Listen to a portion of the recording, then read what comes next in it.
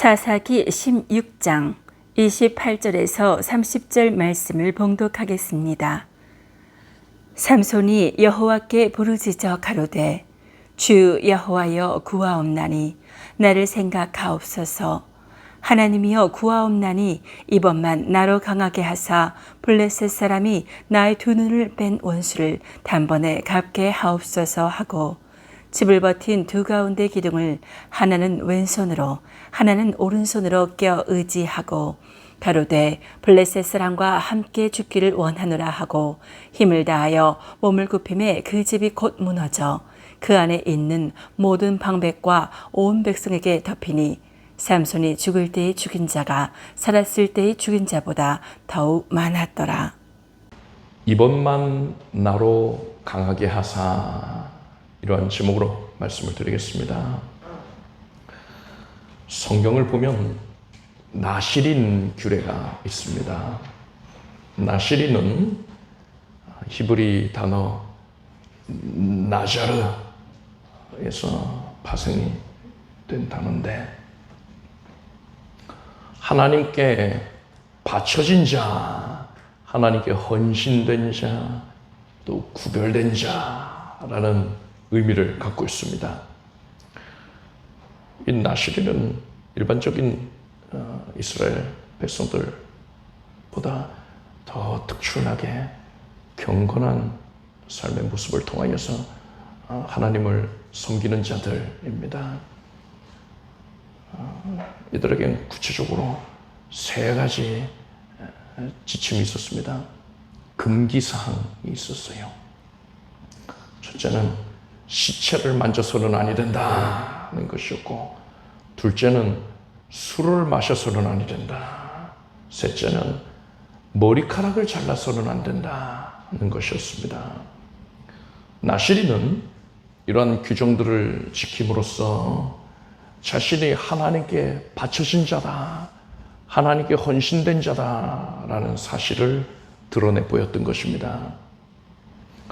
성경은 신약의 성도에 대해서 하나님께 부름을 받은 자요, 또 하나님께 바쳐진 자, 헌신된 자이고 거룩하게 구별이 된 자다라고 증거를 하고 있습니다. 그런데 여러분, 이러한 성도의 특성이 나시린의 의미, 바쳐진 자, 헌신된 자, 구별된 자, 이 의미와 정확하게 동일하지 않습니까? 따라서 우리는 구약의 나시린이 바로 신약시대의 성도를 예표하는 것임을 확신할 수가 있는 겁니다. 성경에 나오는 나시린들 중에서 가장 유명한 인물로 사사 삼손을 들 수 있습니다. 나시린이 성도를 예표한다라고 했으니까 우리는 이 삼손의 삶 가운데에서 성도의 모습을 발견을 할 수가 있는 겁니다. 영적으로 볼 때에 우리는 그 옛적에 삼손이 겪었던 일과 동일한 일들을 지금 겪고 있는 겁니다. 따라서 오늘은 삼손의 삶을 살펴봄으로써 우리 각자가 영적으로 어떤 상태에 놓여 있는가를 헤아려 보도록 하겠습니다. 우리는 삼손의 삶을 통해서 성도의 신앙 상태의 모습 세 가지를 발견할 수가 있습니다. 그 첫 번째는 은혜를 누리고 있는 성도의 모습입니다. 하나님께서는 삼손이 하나님의 영에 크게 감동되게 하셨습니다. 이것을 신약의 용어로 말하자면 삼손을 성령으로 충만하게 하신 것이죠. 하나님께서는 사람에게 성령 충만을 허락하실 때에 각 사람이 하나님께로부터 받은 사명을 잘 감당할 수 있도록 반드시 필요한 은사들도 내려주십니다. 그렇다면 삼손이 받은 사명은 뭡니까? 삼손이 태어나기 전에 하나님의 사자가 삼손의 부모에게 나타나서 삼손이 태어날 것을 알립니다. 그래서 이렇게 말했어요. 그가 블레셋 사람의 손에서 이스라엘을 구원하기 시작하리라. 삼손의 사명이 뭡니까? 하나님께서는 삼손으로 하여금 이스라엘을 블레셋의 손에서 구원하라는 사명을 삼손에게 내리셨던 거예요. 하나님께서는 삼손이 이 사명을 잘 감당할 수 있도록 큰 힘을 은사로 내려주셨습니다. 그래서 삼손은 사람을 능가하는 괴력을 소유하게 되었던 겁니다. 삼손이 포도원을 지날 때에 젊은 사자가 달려들어서 삼손을 위협했습니다. 이때 삼손이 도망을 간 게 아니라 하나님의 영이 감동을 하니까, 성령 충만을 받으니까 삼손이 사자에게 달려들어서 사자의 그 입을 찢어버렸습니다. 그렇게 사자를 맨주먹으로 죽였어요. 맨손으로 찢어 죽였어요. 며칠 후에 삼손이 그 자리에 다시 와보니까 건조한 날씨로 인해서 사자의 시체가 바짝 말라 있었습니다. 미라화되어 있었어요. 그런데 이 갈비뼈가 둥글게 되어 있으니까는 그 사자의 시체가 일종의 굴과 같이 모양이 이루어진 겁니다. 그 안에 벌이 들어와서, 꿀벌이 들어와서 벌집을 만든 거예요. 그래서 그 안에 꿀이 가득하게 된 겁니다. 삼손이 그것을 보고는 손을 내밀어서 그 꿀을 취하여 먹었습니다. 그리고 그 꿀을 가져다가 부모에게 드려서 부모도 그 꿀을 맛보게 했어요. 이런 일이 있은 후에 삼손은 블레셋 사람 1,000명이 자신을 죽이려고 할 때에 근처에 있던 나귀 턱뼈를 집어들고서 그것으로 블레셋 사람 1,000명을 전멸을 시키기도 했습니다. 나귀의 턱뼈라는 게 뭐 대단한 무기가 아니지 않습니까? 하찮은 것에 불과한데 그것이 삼손의 손에 쥐어지니까는 대단히 강력한 무기로 변모하게 된 거예요. 하나님이 감동하시니까 이런 일이 일어난 겁니다.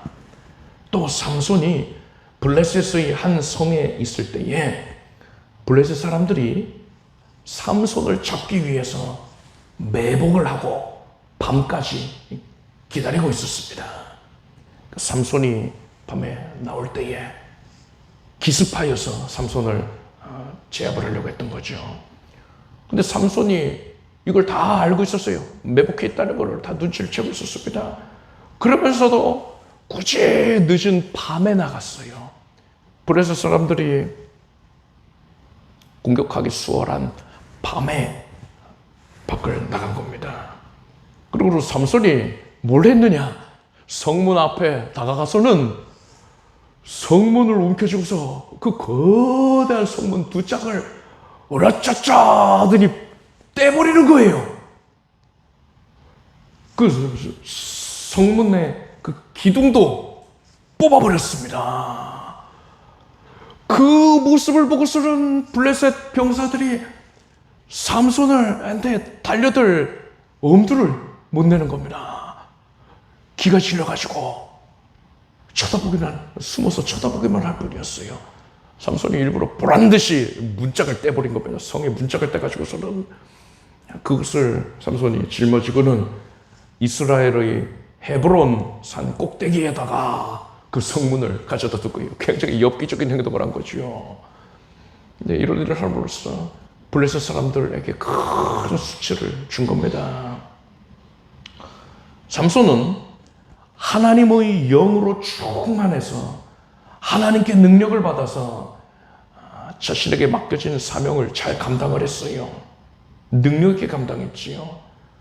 그 블레셋 사람들이 그런 삼손을 지극히 두려워하였고 삼손에게는 적수가 없었단 말입니다. 이게 얼마나 통쾌한 일입니까? 이런 삼손의 모습은 성도가 성령으로 충만해서 하나님의 권능을 누리며 하나님께 헌신하는 삶을 살아가는 그 모습을 예표한 것이다 라고 할 수 있습니다. 여러분도 날마다 성령으로 충만해서 하나님께서 베풀어 주시는 특별한 능력과 섭리로 말미암아서 대적, 원수, 마귀가 여러분 앞에서 벌벌 떨게 되기를 바랍니다. 우리가 삼손의 삶을 통해서 발견할 수 있는 성도의 신앙 상태, 그 두 번째는 성도로서의 정체성을 상실한 성도의 모습입니다. 하나님의 각별한 은혜를 누리던 삼손은 블레셋이 더 이상 자신에게 위협이 될 수 없다라고 생각을 하고는 나태함과 안일함에 빠지게 되었습니다. 어느 정도였냐면 삼손은 블레셋 땅에 들어가서 블레셋 여인인 들릴라와 함께 살 정도였어요. 이것은 블레셋으로부터 이스라엘을 구원하라는 사명을 받은 자가 보일 모습이 절대로 아닌 겁니다. 블레셋의 지도자들은 들릴라에게 찾아와서 네가 삼손의 힘의 비밀을 알려주면 너에게 큰 돈을 주겠다 이렇게 약속을 했습니다. 그렇게 돈에 매수당한 들릴라가 삼손에게 힘의 비밀에 대해서 물었습니다. 삼손, 당신의 힘은 어디서 나오는 거예요? 그 삼손이 귀찮죠. 그런 거에 뭐 답변하기 싫은 겁니다. 그래서 마르지 않은 푸른 칙 7으로 나를 결박하면 내가 힘을 잃게 될 거요. 이렇게 대충 얘기했어요. 거짓말을 한 거죠. 들릴라는 그 말을 듣고는 삼손이 잘 때에 이 푸른 칙 7으로 삼손을 결박을 했습니다. 그리고는 테스트를 해보는 거예요. 삼손, 어서 일어나요. 블레셋 사람들이 왔어요. 그 삼손이 블레셋이 왔다고 하고 일어났는데 기지개를 펴니까는 이 묶어뒀던 게 다 끊어지는 겁니다. 그러자 들릴라가 삼손이 자기한테 거짓말을 했다 하면서 힘의 비밀을 알려달라고 계속해서 졸라댑니다. 삼손은 이번에는 한 번도 사용하지 않은 세 줄로, 새로 만든 줄로 나를 결박하면 내가 힘을 쓸 수 없어 이렇게 말했습니다. 들릴라가 그대로 해봤어요. 그랬더니 또 그것도 거짓말이었습니다. 그래서 삼손이 조금만 무지가도 다 뜯어져 버렸어요. 그래서 또 이제 들릴라가 힘의 비밀을 알려달라고 계속 재촉을 하는 겁니다. 이때 당시에 삼손은요, 머리를 7가닥으로 닦고 있었습니다. 따서 다녔어요. 그러니까 태어날 때부터 머리를 안 잘랐으니까 머리카락이 굉장히 길게 또 많이 자라 있었겠죠. 그런데 그냥 산발을 하고서는 다닐 수는 없으니까요. 굉장히 불편하니까 머리카락을 7가닥으로 따서 다녔던 겁니다. 삼손이 나의 이 7가닥의 머리를 직조 틀에 넣고서 실과 함께 엮어버리면은 내가 힘을 잃게 된다. 이렇게 말을 했어요. 지금 진실에 근접해 가고 있죠. 머리카락에 다가갔단 말입니다. 이건 역시 거짓이었지만 지금 머리카락에 근접했다는 게 중요한 겁니다. 그 들릴라가 그것도 시도해봤더니 아니에요. 이것도 거짓말이었어요. 이렇게 3번의 시도가 모두 실패하니까 들릴라가 삼손에게 뭐라고 했을까요? 당신은 내게 거짓말만 하고 당신이 나를 사랑한다는 것도 다 거짓이야. 이랬을 거예요. 그러면서 펑펑 울었을 겁니다. 그 삼손이 힘이 장사지만 자신이 사랑하는 여인이 그렇게 눈물을 쏟고 막 콧물을 쏟고 있으니까는 그 모습을 감당을 못하는 겁니다. 성경은 이때에 삼손의 마음이 심히 괴로워서 죽을 지경이 되었다라고 했어요. 삼손은 그 정도로 들릴라한테 완전히 푹 빠져 있었던 겁니다. 그래서 삼손이 결국 들릴라에게 내 머리털을 밀어버리면 내 힘이 없어질 거다, 그 사실을 말해버렸어요. 들릴라는 삼손이 깊은 잠에 빠져 있을 때에 그의 머리털을 모두 다 밀어버렸습니다. 여러분, 머리털을 밀기 위해서는요, 뭐 처음부터 삭도로 이렇게 미는 게 아니라 가위나 뭐 칼 같은 걸로 머리를 대단히 짧게 먼저 쳐내야 되지 않겠습니까? 그런데 그렇게 머리를 자르고 있을 때에 삼손이 깨어난다면 그럼 낭패잖아요. 지금 이게 무슨 짓이야? 할 거 아니에요. 그럼 감당이 안 된단 말입니다. 그래서 아마도 이 들릴라는요, 삼손을 크게 취하게 했을 겁니다. 삼손과 들릴라에 대한 이 그림을, 화가들이 그려놓은 그림을 보면은 대부분 잠들어 있는 삼손 곁에 술병과 술잔이 나뒹굴고 있거든요. 그러니까 술을 많이 먹고서는 완전히 골아떨어진 상태에서 이걸 묘사하고 있는데 아마 이 상상이 맞을 거예요. 삼손은 크게 취해서 깊은 잠에 들을 수 있었던 것입니다. 그렇게 머리털이 다 밀려버린 삼손은 힘을 잃게 되었습니다. 힘을 잃은 삼손은 블레셋 사람들이 쳐들어가는데도 제대로 저항조차 할 수가 없었어요. 예전에 그냥 손 한번 휘두르기만 하면은 블레셋 병사들이 축풍난 것처럼 나가 떨어졌는데 이제는 삼손이 그저 힘없이 허우적거릴 뿐이었습니다. 블레셋 사람들은 삼손이 힘을 잃었다는 것을 확인하고는 삼손에게 달려들어서 삼손의 두 눈알을 뽑아버렸어요. 장림으로 만들었습니다. 그리고 삼손을 놋줄에 매어서 삼손으로 하여금 커다란 맷돌을 돌리게 했습니다. 삼손이 들릴라에게 내 머리털을 밀어버리면 내가 힘을 잃게 될 것이다, 이렇게 말하는 이 장면을 보면서 성도님들 중에 아이고 그것까지 말해버리면 어떡하나, 힘의 비밀을 말해버렸는데 저걸 어떻게, 이렇게 안타깝게 여기시는 분들도 계실 거예요. 그런데 여러분, 사실 머리카락은 삼손이 가진 힘의 비밀이 아니었습니다. 여러분, 삼손의 힘은 머리카락에서 나온 게 아니었어요. 굳이 삼손의 머리카락과 그의 힘의 연관성을 말하자면 하나님께서는 삼손이 자신의 머리카락을 대하는 마음가짐, 그 마음가짐을 보시고서 삼손에게 힘을 주셨던 거예요. 이게 무슨 말입니까? 나시리는 시체를 만지면 안 되고 술을 마셔서도 안 되고 머리카락을 잘라서도 안 된다 했잖아요. 그게 나시린이라 하지 않았습니까? 그런데 삼손은 어땠습니까? 삼손은 사자의 그 시체 안에 꿀이 그득한 것을 보고서 주저함 없이 손 내밀어서 그 꿀을 취하여 먹었단 말입니다. 삼손은 사자의 시체를 거리낌 없이 만졌던 거예요. 시체 만지면 안 된다니까요. 물론 삼손이 블레셋 사람들의 시체를 만지게 된 건 블레셋 사람들을 도륙을 하였기 때문에, 그것은 그의 사명이었기 때문에, 영적으로 블레셋은 마귀의 군대를 뜻한단 말입니다.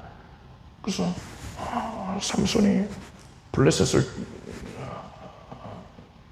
그렇게 블레셋으로부터 이스라엘을 구원하기 위해서 큰 싸움을 하는 것이 그의 사명이었기 때문에 블레셋과의 전쟁 중에 시체를 만지게 되는 것은 그것은 사명의 일환이라 할 수가 있어요. 그런데 사자의 시체를 만지는 건 아니에요. 절대로 해서는 안 되는 일이었단 말입니다. 그런데 거리낌 없이 시체를 만졌습니다. 그리고 들릴라가 삼손의 머리카락을 자를 때에 삼손이 취해 있었을 것이라 하지 않았습니까? 삼손이 이때 태어나서 처음 술을 마신 걸까요? 아닐 겁니다. 삼손은 평소에도 술을 즐겨 마셨을 거예요. 즉 삼손은 이미 나시린의 금기사항 3가지 중에서 2가지를 어겼던 겁니다. 그리고 이제 삼손은 들릴라에게 내 머리털이 밀리면 힘을 잃게 될 거야 이렇게 말을 했어요. 여러분 여기서 잘 생각해 봅시다. 이 일이 있기 전에 삼손이 들릴라에게 자신의 힘의 비밀에 대해서 거짓으로 말할 때마다 들릴라가 그것을 실행에 옮겼단 말이에요. 따라서 이번에는 들릴라가 내 머리털이 내 힘의 근원이다 이 말을 듣고는 삼손의 머리털을 밀어버릴 것이다 는 것은 누구나가 예상할 수 있는 일이었습니다. 삼손 자신도 들릴라가 이번엔 내 머리털을 깎겠구나 이거를 알고 있었어요. 그런데도 삼손이 이 말을 했다는 건 뭘 뜻합니까? 삼손은 들릴라가 자신의 머리털을 자르는 것을 간접적으로 동의했던 것입니다. 이렇게 함으로써 삼손은 나시린의 금기사항 3가지를 전부 다 어기게 되었습니다. 삼손은 이로써 나시린으로서의 정체성을 상실하게 된 겁니다. 앞서 이 나시린 규례는 그것을 지킴으로써 자신이 하나님께 바쳐진 자이다 라는 것을 드러내는 것이라 하지 않았습니까? 따라서 삼손이 이렇듯 나시린 규례를 어겨서 나시린으로서의 정체성을 상실했다는 것은 삼손이 자기 자신을 하나님께 바치는 것과 또 하나님께서 자신에게 맡겨주신 사명에 헌신하는 것을 대수롭지 않게 여겼다라는 걸 의미하는 겁니다. 하나님께서는 이러한 삼손의 마음을 미워하셨습니다. 그래서 삼손에게서 성령 충만을 거두셨고 삼손에게 주셨던 큰 힘의 은사도 거두셨던 거예요. 삼손은 들릴라에게 빠져서 나시린으로서의 정체성을 상실한 겁니다. 힘도 상실한 거예요. 마찬가지입니다. 여러분, 성도가 세상을 사랑하고 세상 즐거움에 빠지면 성도의 정체성을 잃어버리게 되는 거예요. 하나님께 헌신된 자로서 하나님께 받은 사명을 감당하려는 마음을 잃어버리게 되는 겁니다. 이렇게 된 자는 어떻게 됩니까? 예수께서 너희는 세상의 소금이니 소금이 만일 그 맛을 잃으면 무엇으로 짜게 하리요? 후에는 아무 쓸데없어 다만 밖에 버리어 사람에게 밟힐 뿐이라 하셨어요. 대단히 무서운 말씀입니다. 성도가 정체성을 상실하게 되면 삼손의 2 눈이 뽑혔듯이 성도의 영적인 시야가 어두워져서 영적인 일을 제대로 분별하지를 못하게 되는 것이고, 삼손이 블레셋을 위해서 힘겹게 맷돌을 돌리지 않았습니까? 이것처럼 성도는 오직 마귀를 위해서 큰 괴로움을 겪게 되는 겁니다. 우리가 삼손의 삶을 통해서 발견할 수 있는 성도의 신앙 상태, 그 3번째는 신앙을 회복한 성도의 모습입니다. 삼손이 2 눈이 뽑히고 블레셋 감옥에 갇히게 된 후에 성경은 이렇게 기록하고 있습니다. 그의 머리털이 밀리운 후에 다시 자라기 시작합니다. 여러분, 이 말씀은 삼손의 머리카락이 실제로 다시 자라났다는 거예요. 그리고 이 말씀에는 그 이상으로 대단히 심오한 영적인 의미가 담겨 있습니다. 삼손이 하나님께 헌신하는 것을 하찮게 여겼더니 하나님께서 성령 충만을 거두셨다 했어요. 그런데 삼손은 이제 눈이 뽑히고서 어두운 가운데에서 고통을 겪으면서 내면에 큰 변화가 있었던 겁니다. 삼손은 지난날 자신의 삶을 돌아보면서 자신이 하나님 앞에서 얼마나 교만했는지, 얼마나 불충하였는지를 깨달았습니다. 그래서 삼손은 크게 애통해하며 회개하였던 것이고, 뒤늦게나마 이제부터라도 하나님께 헌신된 삶을 살기로 결단을 하였던 겁니다.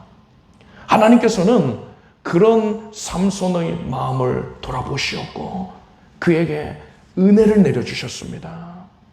삼손의 머리털이 다시 자라기 시작했다라는 것은 그동안 이러한 일들이 그의 내면에서 일어났다는 걸 암시하는 거예요. 나시림으로서의 정체성이 회복이 됐다는 겁니다.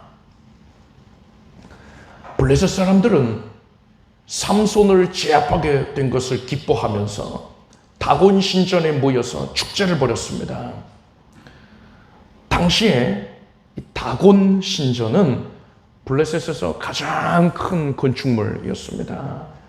그 신전의 가운데에는 제사를 하거나 또 연설을 할 수 있도록 큰 무대가 조성이 되어 있었습니다. 그리고 기둥을 세워서 2층을 올리고 2층에 이제 사람들이 올라가서 1층 무대를 내려다 보는 구조로 건축이 되었습니다. 그 사람들이 2층에 올라가 있는 겁니다. 2층에만 3,000명이 올라갈 정도였다라고 기록이 되어 있으니까 그 규모가 대단히 컸다는 걸 잘 알 수 있죠. 블레셋 사람들은 장님이 된 삼손을 무대로 끌고 왔습니다. 삼손은 신전의 2층을 떠받치고 있는 그 기둥 사이에 서서 블레셋 사람들에게 희롱당했어요.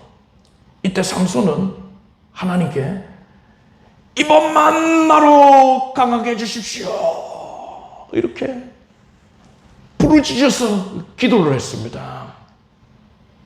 우리는 삼손이 이때에 이번만 나로 강하게 하사, 이렇게 호소한 것을 통하여서 두 가지를 알 수 있습니다.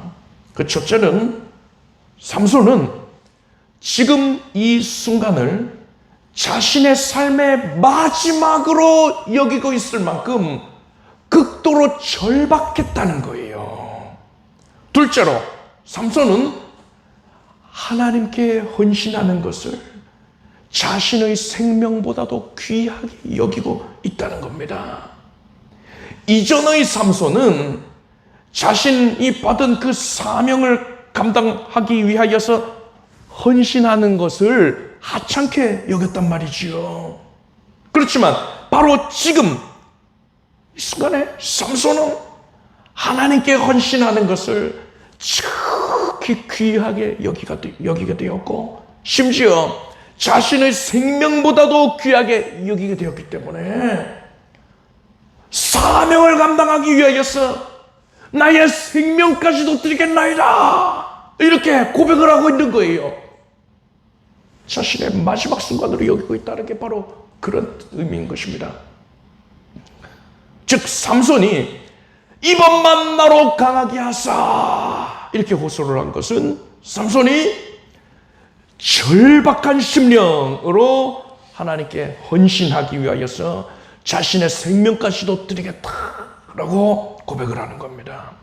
하나님께서는 이러한 삼손의 고백을 기쁘게 받으셨습니다. 그래서 성령님께서 삼손에게 충만하게 임재하여 주셨고, 삼손에게 다시금 큰 힘을 허락을 해 주셨습니다. 삼손은 신전을 버티고 있는 두 기둥을 왼손과 오른손으로 껴안고서 블레셋 사람과 함께 죽기를 원하노라 하면서 몸을 굽혔습니다.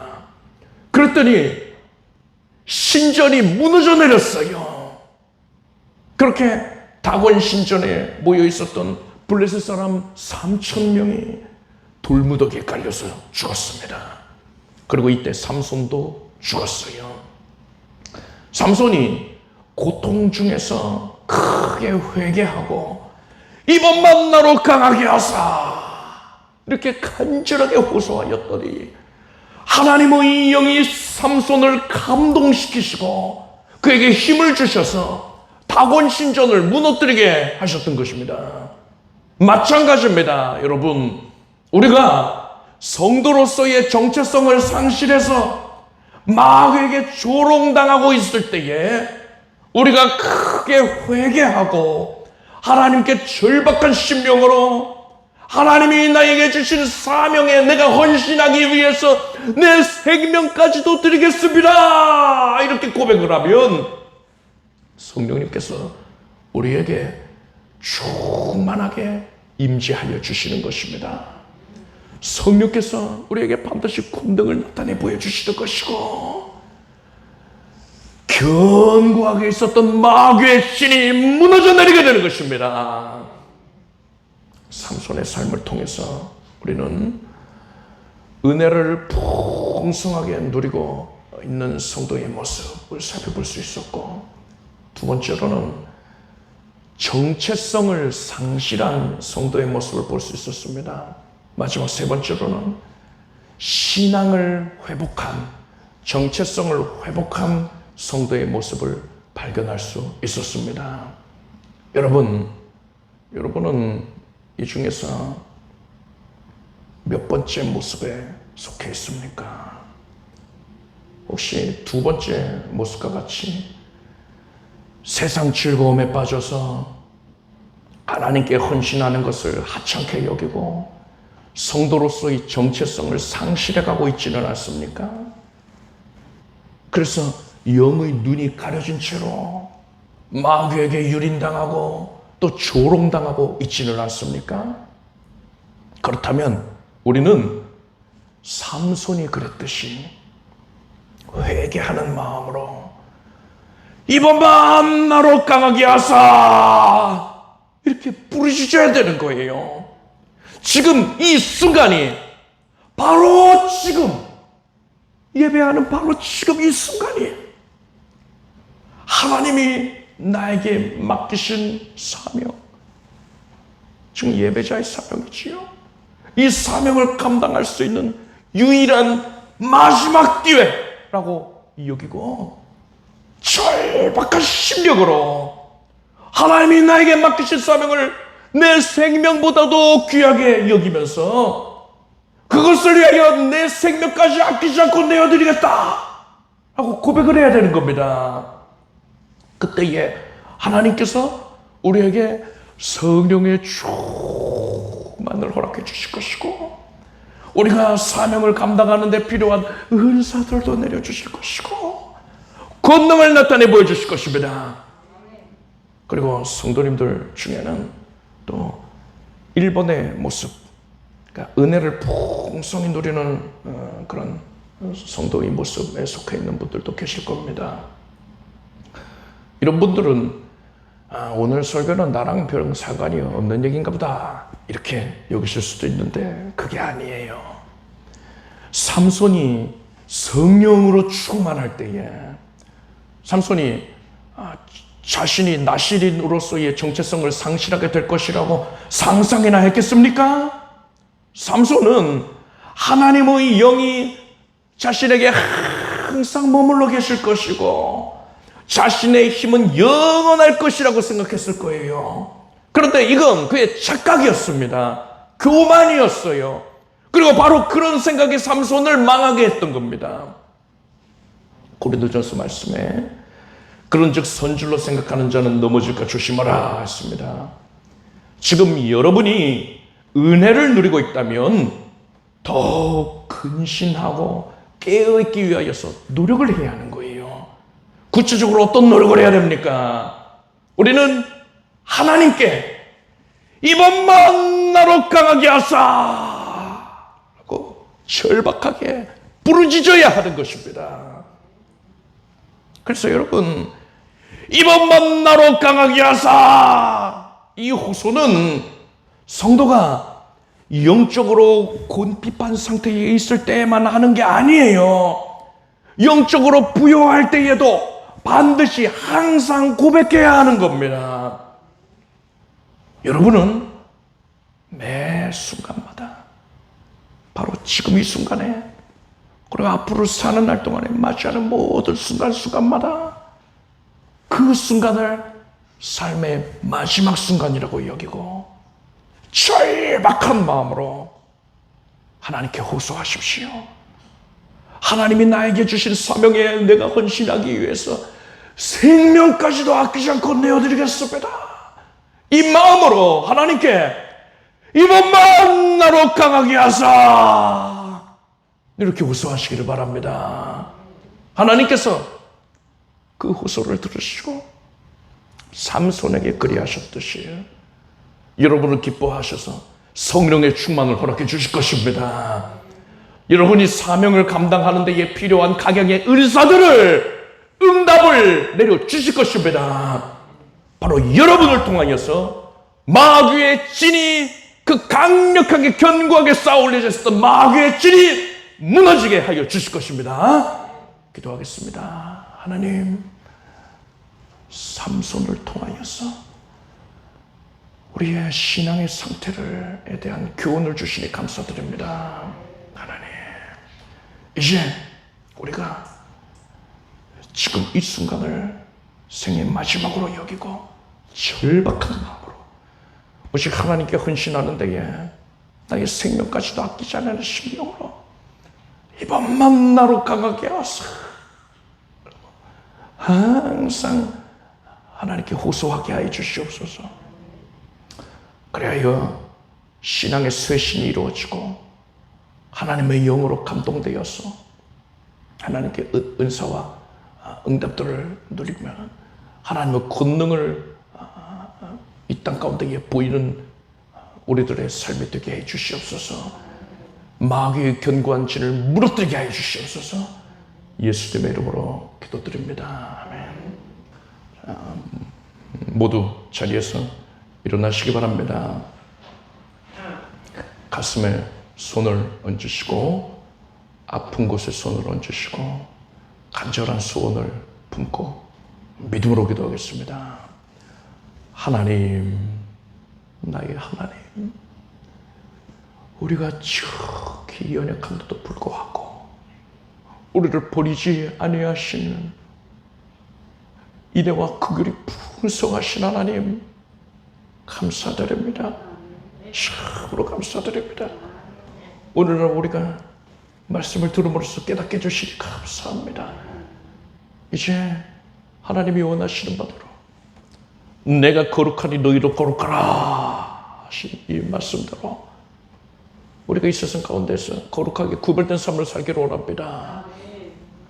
우리가 연약하여 그리하지 못할 때에 성령께서 우리를 에워싸시고 성령의 강권적 섭리로, 성령의 이끌어내심으로 말미암아, 성령의 권세로 말미암아 오직 우리가 거룩해 하여 주시옵소서. 아버지여, 진리로 저희를 거룩하게 하소서. 아버지의 말씀은 진리이니이다. 하나님, 그 말씀을 듣고 말씀대로 살기를 결단하는 모든 심령들 위해 지금 성령께서 임하여 주시니 감사드립니다. 성령님이 나를 에워싸시고 내 안에 임재하여 주시는 것을 감사합니다. 성령님께 맡깁니다. 거룩하신 성령님, 성령님은 나의 주인이십니다. 모든 것을 다 내어드릴 것입니다. 하나님이 기뻐하시는 바, 하나님이 내게 맡기신 사명을 내가 감당하기 위하여서 힘써 구하옵나니, 생명까지도 아끼지 아니하고 구하옵나니, 필요한 각양의 은사들과 응답들도 내려주시옵소서. 이 시간에 주의 자녀들의 심령을 어루만지셔서 마음속 깊은 곳에 또한 잠재의식 안에 묻혀져 있었던 모든 쓴뿌리들이 다 제거가 되게 해주시옵소서. 예수 이름으로 명령한다. 우울증이 사라질지어다. 예수 이름으로 명령한다. 강박증이 또한 정죄감이 사라질 것이고 대인기피증이 사라질 것이고 집중치 못하게 하였던 것, 주님만 바라보는 데에 방해가 되게 하였던 것, 세상에 중독되었던 것 다 사라질지어다. 이제 예수 그리스도만 바라볼지어다. 우리의 연약한 육신 위에 지금 성령님께서 은혜의 손으로 뒤덮어 주시니 감사합니다. 예수님의 영께서 나를 만지시니 내가 지금 고침을 받겠습니다. 예수 그리스도의 영을 힘입어서 그 말씀을 의지하여 명령하나니 지금 머리에서부터 발끝까지 정함을 입을지어다.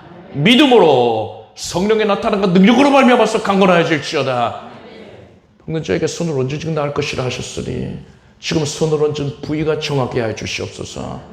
예수 이름으로 명령한다. 암세포까지도 살아 없어질지어다. 하나님은 사람을 창조하신 분으로서 모든 질병을 고치시기에 능하십니다. 뼈 마디마디가 관절 골수가 오장 육부가 쇠식게 됩니다. 모든 통증이 만성적인 질환들이 다 사라졌습니다. 하나님이 나를 고치신 것입니다. 주의 일에 헌신하라고 내가 절박한 마음으로 주께 구하였더니 주의 일에 헌신할 수 있도록 건강의 은사도 쾌유의 은사를 내어 주시옵나이다. 이제 주를 위해 살겠습니다. 하나님의 은혜를 찬미할지어다. 우리의 삶 가운데에 매 순간마다 분초마다 역사해 주시는 것을 감사합니다. 각 가정에 온 가족들이 구하고 있는 바를 들어주시옵고 예수 그리스도 안에 거하는 심령으로서 주께 호소할 때에 하나님께서 응답을 차고 넘치게 풀어주시옵소서. 물질로 인하여 궁금함 겪지 않게 해주시옵고 모든 체부가 다 해소가 되게 해주시옵고 안정된 장막에 거하게 하소서. 각별히 장막이 수월하게 매매가 이루어질 수 있게 해주시옵소서. 매매가 아니 되어서 고통당하는 주의 백성들을 구기려 여기시옵고 이제는 하나님께서 거래가 이루어질 수 있도록 개인 섭리 역사해 주시고 좋은 조건으로 매매가 성사되게 해 주시옵소서. 하나님의 은혜로 취업이 이루어질 것이고 진약이 이루어질 것이고 만남의 복이 허락될 것이고 믿음의 가정을 일구고 또한 그 가정이 복을 받을지어다. 하나님의 은혜의 영의 역사를 매 순간 목격하며 기뻐할지어다. 예수님의 이름으로 기도드립나이다. 믿은 대로 될지어다. 하나님께 박수를 올리겠습니다. 자리에 앉으십시오. 준비하신 예물을 정성된 마음으로 드리겠습니다. 드리신 예물 위에 축복기도 하겠습니다. 하나님께 감사함으로 정성됨으로 예물을 올립니다. 주께 헌신하는 기쁨을 알게 해주셔서 감사드립니다. 주님을 기쁘시게 해드리기 위해서 우리가 힘써 매진할 수 있도록 주의 백성들의 삶을 크게 번성하게 해주시옵소서. 신령한 복으로 기름진 것들로 충족하게 채워주시옵소서. 예수님의 이름으로 간절히 기도드리옵나이다. 아멘.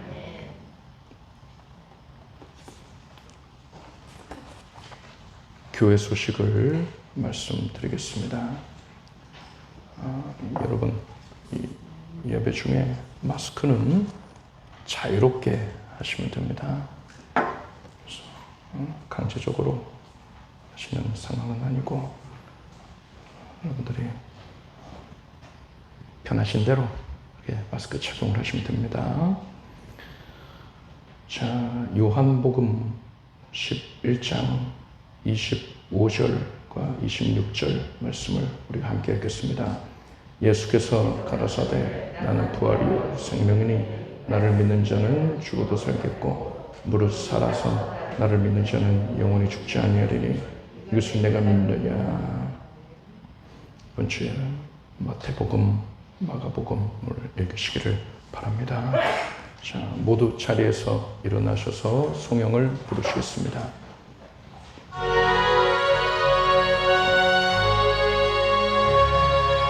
성부 성자 성령께 찬송과 영광 돌려 보내세. 태초로 지금까지 또 영원 무궁토록 성삼위께 영광 영광. 아멘. 우리 주 예수 그리스도의 무한하신 은혜와 하나님 아버지의 사랑과 성령님의 교통하심 충만케 뒤덮어 주시던 그 역사가 오늘날 성도로서의 정체성을 다시금 회복하고 주께 헌신하기를 힘쓰는 살아가는 주의 자녀들을 위해 영원히 함께 없시기를 축원합니다.